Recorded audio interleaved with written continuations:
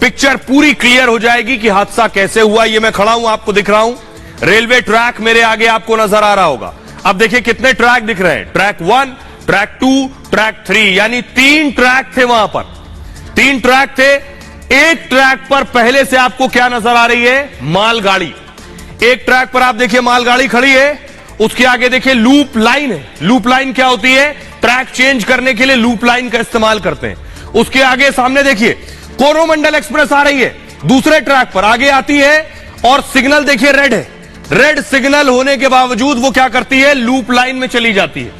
और loop line में जाने का मतलब, क्योंकि उसे सिग्नल नहीं मिला इसलिए वो लूप लाइन में गई और वहां जो मालगाड़ी पहले से खड़ी थी वहां जाकर टकरा गई। लूप लाइन जहां ट्रेन पास हो, जिस रास्ते से या खड़ी की गई हो वहां मालगाड़ी खड़ी थी। पीछे से हावड़ा एक्सप्रेस आई और देखिए हावड़ा आई तो 3 ट्रैक तक डब्बे आ गए थे, हावड़ा उसके पीछे से टकरा गई। अब जरा फुल स्क्रीन इस एनिमेशन को देखिए और जैसे मैं बोलूं वैसे उसे प्ले कीजिएगा। फुल स्क्रीन देखिए, इसे प्ले कीजिए। ये आपके सामने आ गया है, देख रहे हैं आप, 3 ट्रैक आपको नजर आ रहे हैं। मालगाड़ी पहले से खड़ी हुई है, आपको दिख रहा है। एक लूप लाइन दिखा रहा है, ट्रैक आपको, ये लूप लाइन ट्रैक चेंज करने के लिए होता है। सामने से कोरोमंडल आ रही थी, ग्रीन सिग्नल नहीं रेड सिग्नल था और रेड सिग्नल होने के बाद उसे लगा गाड़ी रोकनी है तो उसने किनारे लूप लाइन में रोक दी गाड़ी। यही करते हैं, लूप लाइन में पहले से कौन सी गाड़ी खड़ी थी, पहले से खड़ी थी मालगाड़ी और 3 ट्रैक तक कोरोमंडल के आके डब्बे 3 ट्रैक तक आकर गिर गए, यानी तीनों ट्रैक घिर गए थे। अब तीसरे ट्रैक पर आ रही थी बेंगलुरु हावड़ा, हावड़ा आगे बढ़ी तो ट्रैक पर डब्बे पड़े थे, वो भी हादसे का शिकार हो गई। ऐसे हुआ यह हादसा। फिर से एक बार जरा प्ले कीजिए, दर्शक आसानी से समझ सके। ये 3 रेलवे ट्रैक दिख रहे हैं, 1, 2 और 3, और तीसरे ट्रैक पर देखिए पीछे मालगाड़ी खड़ी है, ये यहीं खड़ी थी, वेट कर रही थी। दूसरी तरफ से दूसरा जो ट्रैक था सेंटर वाला, इससे कोरोमंडल आ रही थी। कोरोमंडल को दरअसल रेड सिग्नल दिया गया, आगे जाने की मनाही थी, तो उसने क्या किया, लूप लाइन ले ली। लूप लाइन जैसे ही ली, वहां पहले से मालगाड़ी खड़ी थी, लूप लाइन लेते ही वो मालगाड़ी से जाकर टकरा गई और मालगाड़ी से टकराई तो पहले ट्रैक, दूसरे ट्रैक और तीसरे ट्रैक तक इसके डब्बे बिखर गए। पीछे से आ रही थी हावड़ा जो तीसरे ट्रैक पर थी। अब जब तीसरे ट्रैक पर पहले से डिब्बे थे तो हावड़ा एक्सप्रेस भी आकर हादसे का शिकार हो गई। ऐसे हुआ यह हादसा। अब मैं आपको बताने जा रहा हूं कि आखिर उन लोगों को सुनवाने जा रहा हूं मैं आपको जो उस वक्त ट्रेन में मौजूद थे, जिन्होंने अपनी आंखों से हादसा देखा, वो मंजर देखा, रूह कपा देने वाली तस्वीरें देखी कि अमूमन हम आप ट्रेन में सफर करते हैं, हमें नहीं पता कब क्या होना है। उसी तरह वो लोग भी जब ट्रेन में बैठे, उन्हें भी नहीं पता था कि अगले क्षण क्या होने वाला है। शाम को 6:50 का वक्त, लोग सोने लेटने की तैयारी कर रहे थे, बैठने की तैयारी कर रहे थे। बहुत खतरनाक सीन था। मतलब हम लोग जो है ना आपस में बैठे हुए थे, उसी समय जो है ना अचानक से लगा कि गाड़ी पटरी से उतर गई। बहुत भयानक करके आवाज आया, आदमी इधर उधर तितर बितर हो गया, पूरा खत्म हो गया। आइए अब मैं आपको बताता हूं, इस हादसा की जो गूंज है पूरी दुनिया में सुनाई दी। इतना बड़ा यह हादसा था, प्रधानमंत्री नरेंद्र मोदी ने सबसे पहले लिखा, ओडिशा में ट्रेन हादसे की घटना से बहुत व्यथित हूं। दुख की इस घड़ी में मेरी संवेदनाएं शोक संतप्त परिवारों के साथ हैं। घायलों के जल्द स्वस्थ होने की कामना करते हैं। सिर्फ पीएम मोदी नहीं, पूरी दुनिया ने रिएक्ट किया इस हादसे पर। 280 जाने गई हैं, पूरी दुनिया इस पर बात कर रही है, इस बड़े हादसे पर। देखिए जरा, जो बाइडेन अमेरिका के राष्ट्रपति ने इस हादसे पर दुख जताया। उन्होंने कहा, पीड़ित परिवारों के प्रति मैं संवेदना जाहिर करता हूं। दुख की इस घड़ी में हम भारत के साथ हैं। पुतिन, रूस के राष्ट्रपति पुतिन ने लिखा, जिन्होंने अपनों को खोया है उनसे मेरी सहानुभूति है। घायलों के शीघ्र स्वस्थ होने की मैं कामना करता हूं।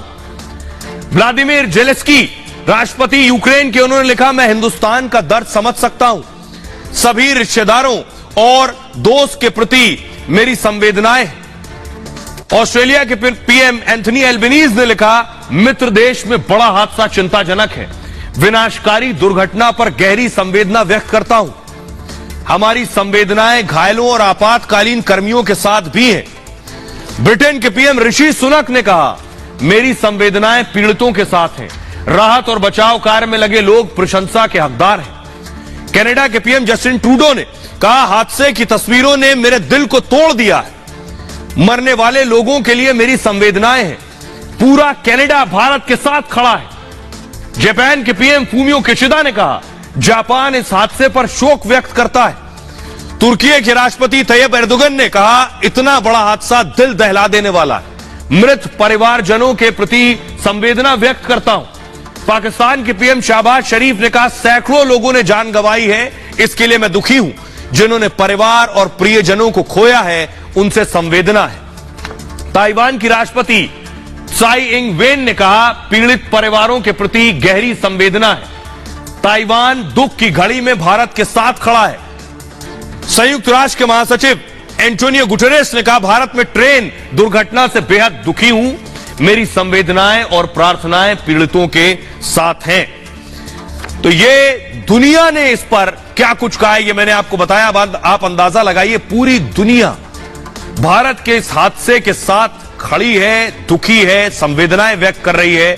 रिपब्लिक के एंकर सुमित सबसे पहले ग्राउंड जीरो पर पहुंचे और उन्होंने पहुंचते ही क्या देखा, वो देखिए आप। ये 20 फीट से ज्यादा की ऊंचाई है जहां ये बोगी इसके ऊपर चढ़ गई है। तो आप अंदाजा लगाइए क्या हालात उस वक्त रहे होंगे। नीचे आपको जो है मालगाड़ी का डब्बा दिख रहा है, जिसके अंदर कोयला जैसी चीजों का इंपोर्ट जो है एक देश के एक हिस्से से दूसरे हिस्से पर होता है। एक तरफ आपको जो है वो दुरंतो एक्सप्रेस का डब्बा दिख रहा है और दूसरी तरफ आपको तीसरी एक्सप्रेस ट्रेन। और ये तीनों ट्रेनें आपस में एक दूसरे से किस तरीके से भिड़ जाती हैं, एक दूसरे के ऊपर चढ़ जाती हैं, ये उसकी तस्वीरें हैं। तो ये तीन जो है डब्बे हम आपको दिखा रहे हैं। एक तरफ आपको मालगाड़ी दिख रही है जिसके ऊपर, क्योंकि ये तीसरा ट्रैक था, एक वो ट्रैक है वो भी बर्बाद हो चुका है, एक ट्रैक जिसके ऊपर इस वक्त हम यहां पर खड़े हुए हैं, और ये तीसरा ट्रैक जो मेरे लेफ्ट साइड में है, जहां से ये ट्रेन आपस में जो है वो टकराकर ये शालीमार ट्रेन जो तीसरे ट्रैक से डीरेल होती है, उसके बाद इस ट्रैक पर आ जाती है और एक्सप्रेस ट्रेन यहां से टकराती है और इसे कितनी ऊंचाई पर, करीबन 20 से 25 फीट, और ये 20 से 25 फीट ऊंचाई पर इसे पहुंचा देती है। और यहां पर आपको नजर आएगा वो डब्बा जो मालगाड़ी का है जिसके ऊपर ये चढ़ जाती है, और इसे जो ये तीसरा एक्सप्रेस ट्रेन है इसके डब्बे को पूरी तरीके से यहां पर बिल्कुल मलबे के ढेर में तब्दील कर देती है। अब सुमित को आप सुन रहे थे, सुमित वहां मौजूद है। कैसी तस्वीरें आई जहां हादसा हुआ वो मैंने आपको दिखाया, लेकिन एक और ऐसी तस्वीर मैं आपको दिखाने जा रहा हूं। जिस ट्रेन का एक्सीडेंट हुआ कोरोमंडल, ये ट्रेन ने जब टक्कर मारी तो टक्कर मार कर देखिए इसका इंजन कहां चढ़ गया, इंजन कहां उड़ गया, ये देखिए तस्वीर, ये आप देख रहे हैं, ये कोरोमंडल का इंजन है, ये नीचे मालगाड़ी है और ऊपर इंजन है। देखिए जरा, इंजन छलांग लगाकर, लड़ने के बाद छलांग लगाकर मालगाड़ी के ऊपर जाकर गिर गया।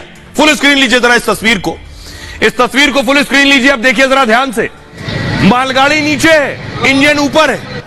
अब आप टक्कर का अंदाजा लगाइए, ये देख रहे हैं मालगाड़ी के ऊपर कोरोमंडल का इंजन आपको दिखाई दे रहा है। अब आप अंदाजा लगाइए ये हादसा कितना भीषण था। आइए मैं आपको दिखाता हूं इसके बारे में और बताता हूं कि दरअसल ये हादसा जिस लूप लेन के जरिए हुआ, उस लूप लेन का मतलब और मकसद होता क्या है, जरा देखिए। पहले ये आप देख रहे हैं, ये नीचे मालगाड़ी का डब्बा है और जो पहले से खड़ी थी वहां, और जो ऊपर आपको नजर आ रहा है ये कोरोमंडल का इंजन है, सफेद रंग का। तो मालगाड़ी पर इंजन चढ़ गया, अंदाजा लगाइए कितना भीषण होगा। बोलासोर में 3 ट्रेनें टकराई हैं, टक्कर में एक ट्रेन का इंजन मालगाड़ी पर आ गया, मतलब ट्रेनों के बीच बहुत भीषण टक्कर हुई। कोरोमंडल एक्सप्रेस की रफ्तार, यानी ये जो ऊपर ट्रैक देख रहे हैं इंजन, इसकी रफ्तार 127 किलोमीटर प्रति घंटा थी, 127 किलोमीटर पर आवर। हावड़ा से चेन्नई जा रही ट्रेन मेन लाइन पर थी और बहनगा के पास ट्रेन ने अचानक लूप लाइन ले लिया, जो मैंने एनिमेशन में आपको दिखाया लूप लाइन। रेलवे में आमतौर पर 2 मुख्य लाइनें होती हैं, इसे मूव कीजिए प्लीज। 2 मुख्य लाइनें होती हैं, एक आने की और दूसरे जाने की होती है। इन्हें आप क्या कहते हैं, मेन लाइन। एक आने की लाइन, एक जाने की लाइन, ये मेन लाइन कहलाती है। स्टेशन के पास 2 से 4 अतिरिक्त लाइन और निकाली जाती हैं।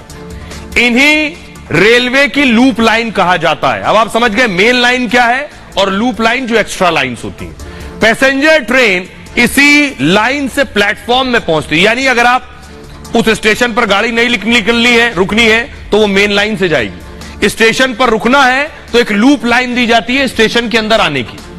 मेन लाइन का सिग्नल ना मिलने पर क्या करता है ड्राइवर कि वो लूप लाइन में ले लेता है जो एक्स्ट्रा लाइन है, दूसरी ट्रेन को पास देने के लिए लूप लाइन का प्रयोग करता है। यानी कि अगर कोरोमंडल को रेड सिग्नल मिला, आपको आगे नहीं जाना है, तो उसने लूप लाइन ले लिया। लूप लाइन लिया तो लूप लाइन में पहले से मालगाड़ी थी, वो उससे टकरा गई।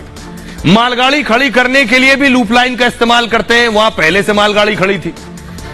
बाहनगा स्टेशन के पास भी लूप लाइन पर मालगाड़ी पहले से थी, लेकिन कोरोमंडल एक्सप्रेस तब भी उसी लाइन पर आ गई। लोको पायलट यानी ट्रेन का जो पायलट है, जब तक ये समझ पाता तब तक टक्कर हो चुकी थी। कोरोमंडल एक्सप्रेस के 21 डब्बे पटरी से उतर गए। न सिर्फ पहली पटरी बल्कि तीनों पटरियों पर बिखर गए। कुछ डिब्बे दोनों मेन लाइन पर पहुंच गए और उन्हीं मेन लाइन पर बेंगलुरु हावड़ा भी आ रही थी। आइए अब हम आपको दिखाते हैं, सीधे लिए चलते हैं। ये जो आपने तस्वीरें देखी कि मालगाड़ी के ऊपर कोरोमंडल का इंजन है, हमारे सहयोगी की रिपोर्ट देखिए उसी इंजन के बाहर से जो मालगाड़ी के ऊपर चढ़ा।